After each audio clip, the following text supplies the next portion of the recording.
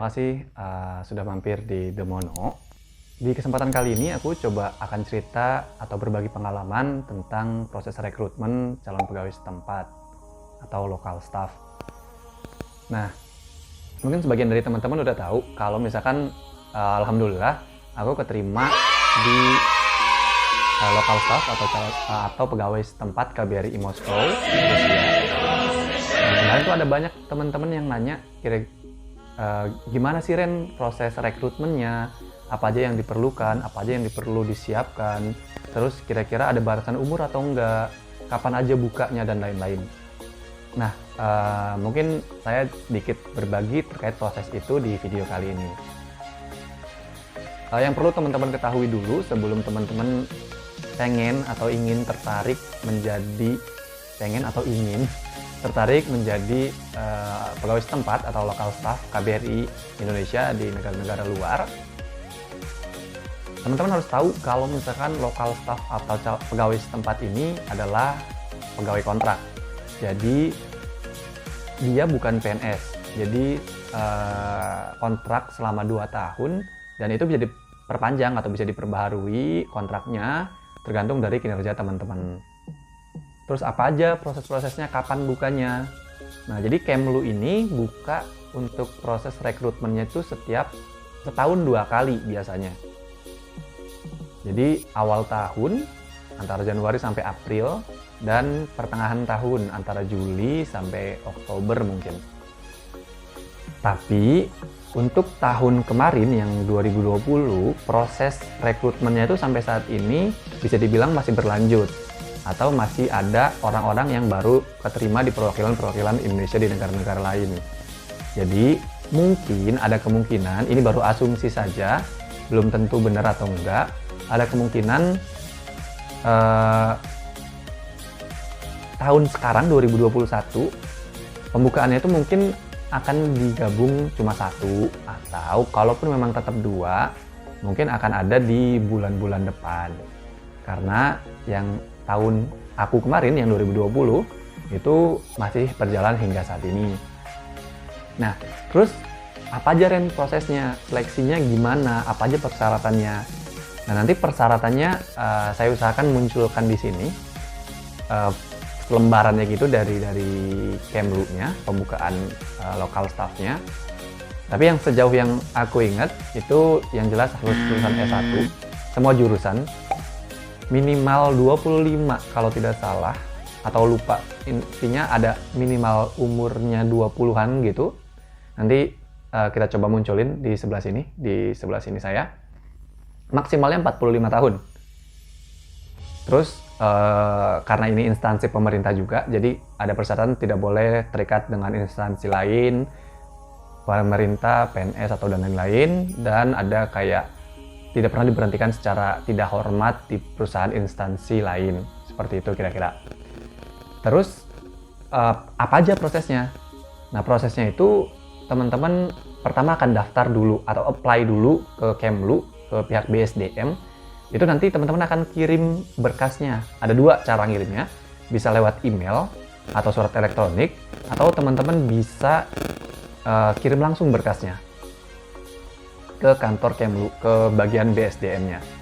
Nah, setelah teman-teman mengirim email atau mengirim berkas-berkasnya ini, nanti teman-teman akan dikirimkan email balasan dari pihak BSDM kalau pendaftaran teman-teman diterima dan teman-teman harus mengisi atau mengunggah berkas-berkas lain yang diminta sama pihak BSDM dilengkapi di akun yang nantinya akan dikasih oleh pihak BSDM.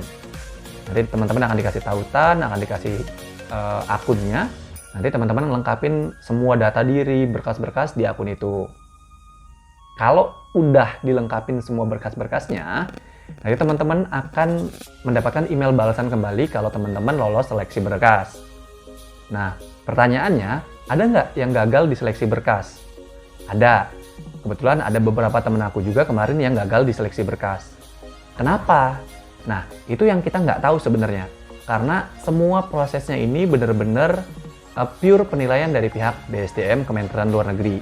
Jadi kita nggak tahu nih ada yang salah di mana. Mungkin yang bersangkutan tahu yang gagal mungkin dikasih tahu, tapi aku juga nggak tahu dikasih tahu atau enggaknya ya. Mungkin yang gagal dikasih tahu kalau misalkan gagalnya kenapa gitu. Nah, karena alhamdulillah kemarin ini tahun pertama saya coba dan alhamdulillah langsung lolos. Tapi ada banyak kok teman-teman yang pernah nyoba 3 kali, 4 kali baru keterima, itu juga ada. Jadi semuanya kalau misalnya memang teman-teman mau nyoba dan gagal di tahap pertama atau gagal di percobaan pertama, jangan nyerah kalau misalnya memang mau jadi staf lokal. Ikut lagi di periode selanjutnya. Nah, gagalnya ini kenapa? Kita masih belum tahu. Tapi saran aku, buat teman-teman yang nantinya mau ngelengkapin berkas, lengkapin berkasnya sesuai dengan yang pihak BSDM minta. Jadi kalau misalkan maunya PDF lah. Kalau misalkan maunya foto lah. Maksimalnya segini, buatlah segitu. Mau backgroundnya merah, buatlah merah. Nggak usah, saya adanya putih. Nggak apa-apa nggak kalau putih. Ya udah tinggal diedit kan di Photoshop, nanti jadi merah. Pokoknya ikutin apa yang BSDM minta. Jangan kita improve. Nah, setelah dari berkas, nanti teman-teman akan masuk ke wawancara sama pihak Kemlu, sama pihak BSDM. Waktu zaman aku, itu ada 3 orang yang wawancara. Nah, aku nggak tahu nih, zaman teman-teman nanti akan berapa orang, atau zaman sebelum aku, itu juga ada berapa orang, aku nggak tahu. Tapi waktu zaman aku itu ada 3 orang.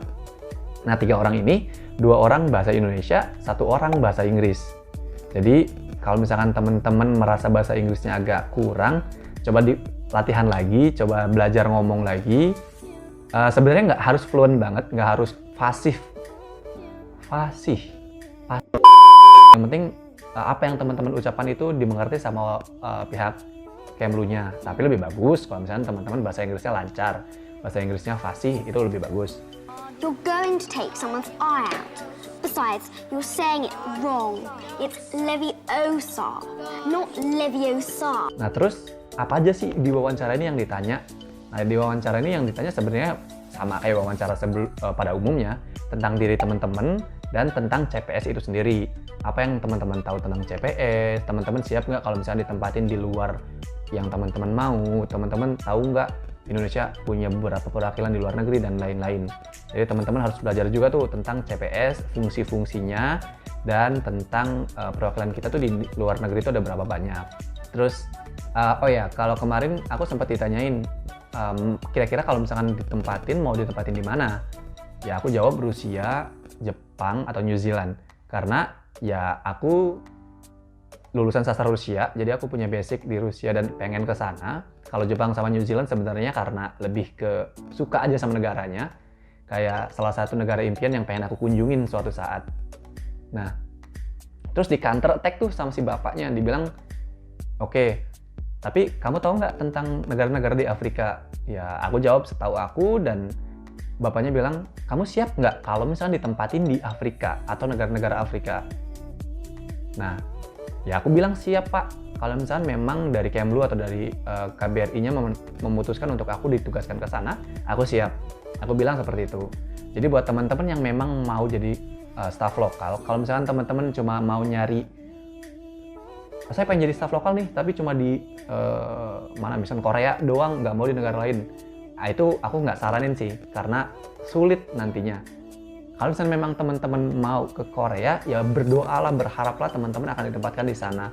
Tunjukkan kalau misalkan teman-teman tuh punya kemampuan yang bisa dipakai di Korea. Misalkan bahasa Korea teman-teman bagus, misalkan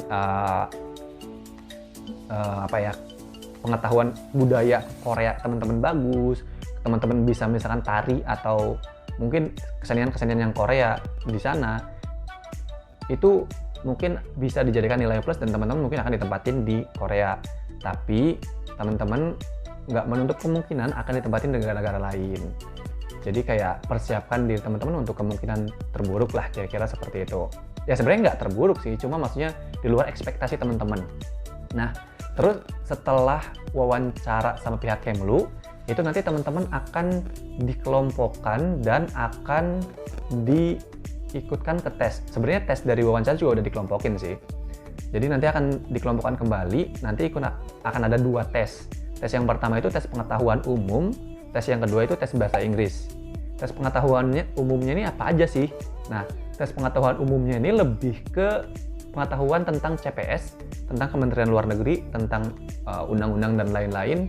Pokoknya yang bersangkutan sama hubungan diplomatik, hubungan Indonesia dan negara-negara lain, terkait Kementerian Luar Negeri, terkait perwakilan-perwakilan. Itu yang teman-teman harus pelajari. Jadi itu akan membantu banget ke teman-temannya. Terus yang kedua, bahasa Inggris. Itu tesnya di hari yang sama ya. Jadi paginya atau pertamanya tes pengetahuan umum, lalu langsung disambung ke yang bahasa Inggris. Nah, bahasa Inggrisnya ini semuanya waktu aku tuh tentang grammar. Jadi nggak ada yang lain-lain. Jadi cuma kayak ada kalimat gitu, ada paragraf, terus ada yang kosong, terus ada pilihan ganda. Mana yang cocok untuk mengisi kalimat yang kosong. Kira-kira untuk bahasa Inggrisnya itu. Jadi kalau menurut aku sih susah sebenarnya. Karena untuk grammar aku sendiri masih kacau. Jadi kalau menurut aku buat teman-teman yang pengen ikutan CPS, belajar lagi tentang grammar, belajar lagi tentang pengetahuan umum tentang CPS-nya itu sendiri dan Kementerian Luar Negeri. Habis dari tes itu, nanti teman-teman akan menunggu hasilnya. Setiap tes itu beda-beda ya, setiap tadi wawancara, terus ada tes 2 tes tadi, itu hasilnya beda-beda. Jadi kayak teman-teman akan dikasih estimasi aja, tapi nggak dikasih waktu pastinya kapan. Jadi teman-teman sabar aja nunggu kira-kira kapan. Itu akan dikasih setelah teman-teman dinyatakan lolos, dikirim email dinyatakan lolos, nanti teman-teman akan dikasih jadwal untuk tes psikologi. Waktu itu tes psikologinya aku lupa namanya, tapi yang soalnya itu banyak, ada 100-an lebih kalau nggak salah, waktunya cuma sejam. Jadi kayak kita cuma nyocokin sama karakter kita. Nanti aku coba cari tahu, aku ingat-ingat lagi nama tesnya apa, nanti mungkin aku kasih di deskripsi atau mungkin aku tempel di videonya nanti. Itu tuh kayak cuma ini sesuai sama kita nggak? Ya atau tidak? Ya atau tidak? Ya atau tidak? Gitu-gitu. Jadi nanti katanya itu akan menentukan kepribadian kita. Nah, setelah tes psikologi itu, kalau misalkan teman-teman lolos, teman-teman akan langsung diarahkan atau ditempatkan ke penempatan. Jadi data teman-temannya nanti akan dikirim nih ke perwakilan. Misalkan teman-teman udah dinyatakan lolos nih, misalkan aku udah dinyatakan lolos. Terus data aku dari pihak BSDM ini akan dikasih ke perwakilan. Misalkan aku dikirim ke Moskow, aku akan dikirim ke Moskow nih. Nih kau, Moskow kan? Nih kau, data anak-anak yang kita rekomendasikan untuk ke perwakilan Moskow misalkan. Ya udah nih, sama tim KBRI Moskow akan diseleksi lagi, akan dipilih lagi. Nanti orang-orang yang terpilih menurut KBRI Moskow yang mungkin mereka pikir ini paling sesuai, itu nanti akan di kontak sama KBRI Moskow dan akan diagendakan untuk interview terakhir sama perwakilan KBRI Moskow. Apa aja interviewnya? Nah, interviewnya nih kalau aku kemarin kasusnya itu sama wakil duta besar KBRI Moskow dan koordinator fungsi-fungsi yang ada di KBRI Moskow. Pertanyaannya apa aja? Pertanyaannya sama, balik lagi tentang diri kita, tentang KBRI Moskow-nya, dan tentang staf lokal lah. Jadi kayak kita harus belajar banget tuh tentang perwakilan yang akan kita tuju, tentang diri kita, dan tentang staf lokal itu seperti apa sebenarnya kerjaannya. Terus teman-teman juga akan ditanya tentang substansi yang ada di staf lokal. Jadi teman-teman perlu belajar itu. Ada yang sebagian besar tuh ada 4 substansi sebenarnya. Sebenarnya banyak, tapi kayak sebagian besar tuh dibagi jadi 4 substansi. Nah, di interview juga sebenarnya kalau misalnya teman-teman bisa bahasa di negara bagian tersebut, itu teman-teman biasanya akan diminta untuk perkenalan atau coba percakapan atau coba ngobrol menggunakan bahasa itu. Contohnya kayak aku kemarin di Moskow, Rusia, karena aku ada basic sastra Rusia, aku disuruh perkenalan menggunakan bahasa Rusia. Jadi kalau misalkan teman-teman ada basic, nggak apa-apa, show off aja, tunjukin aja, show off kan, tunjukin aja kalau misalkan kemampuan teman-teman itu sejauh mana. Jadi nanti dari perwakilan teman-teman di sana itu bisa nempati nih, kira-kira teman-teman ditempatinya di fungsi apa atau di bagian apa. Itu sih kira-kira proses dari awal sampai akhir. Jadi kalau misalkan emang teman-teman mau ikutan staff lokal atau lokal staff, teman-teman harus siapin pengetahuan tentang CPS, tentang Kementerian Luar Negeri, tentang hubungan Indonesia dengan negara luar.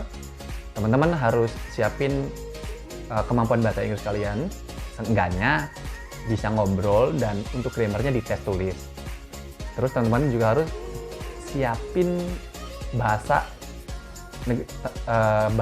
atau pengetahuan umum tentang KBRI yang akan nantinya teman-teman ditempatkan. Kalau misalkan kayak negara Asia, ya teman-teman harus baca-baca nih isu-isu tentang negara tersebut, hubungan diplomatik negara tersebut, dan lain-lain. Jadi prosesnya kira-kira itu. Itu aja dulu mungkin teman-teman.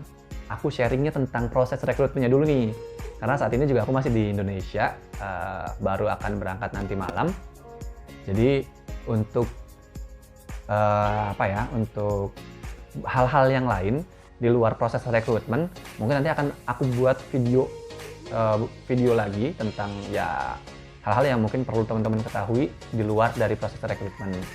Nah, kalau misalkan dari proses rekrutmen yang tadi aku jelasin masih ada yang belum jelas buat teman-teman, masih ada yang bingung, atau mungkin ada yang nggak bisa aku sebutin di video ini, teman-teman bisa banget tanya di kolom komentar, atau teman-teman bisa DM Instagram aku, karena nantinya pun ketika ada informasi terkait lowongan lokal staff dan sebagainya yang berkaitan dengan KBRI atau Kemlu yang aku tahu, nanti insya Allah akan aku share di Instastory aku atau di Instagram aku.